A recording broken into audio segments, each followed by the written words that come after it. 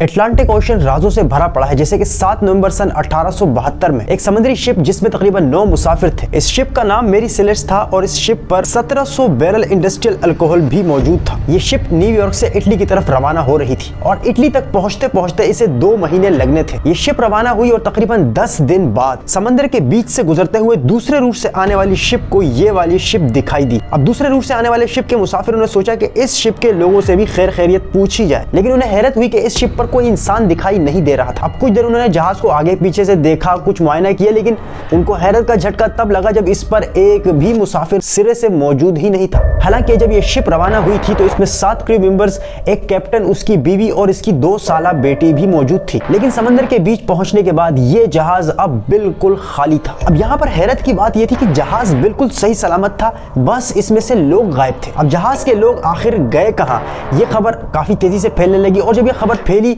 तो काफी सारी थ्योरीज फैलने लगी। कुछ लोगों ने कहा कि कज़ाकों ने यानी समंदर में मौजूद पायरेट्स ने इन पर हमला कर दिया हो और उनसे माल लूटने की कोशिश की हो। कुछ लोगों ने कहा कि हो सकता है जहाज में कोई ब्लास्ट हुआ हो और उसमें जलने के डर से सब जो है वो समंदर में कूद गए हों, लेकिन जहाज तो सही सलामत था। किसी ने कहा कि समंदर के बीचों बीच मौजूद किसी अनजान मखलूक ने इन पर हमला कर लिया हो और इनको खा लिया हो। लेकिन अगर ऐसा होता तो जहाज में कोई तोड़ फोड़ दिखाई देती या कोई ऐसा नुकसान दिखाई देता, लेकिन ऐसा कुछ भी मौजूद नहीं था कि जिससे ये कहा जा सके कि जहाज पर हमला हुआ था। जहाज जिस कंडीशन में रवाना हुआ था बिल्कुल वैसा ही था, बस इससे लोग गायब थे। इस बात पर तहकीक जारी रही, कोई सबूत नहीं मिल सका और इतने डिकेड्स गुजरने के बावजूद भी आज तक किसी को नहीं मालूम कि उनको जमीन खा गई या आसमान निगल गया, आखिर वो 9 लोग गए कहाँ। ये बात आज तक मिस्ट्री है। लेकिन आपको क्या लगता है कि वो 9 लोग कहाँ गायब हुए होंगे? कमेंट सेक्शन में जरूर बताइएगा।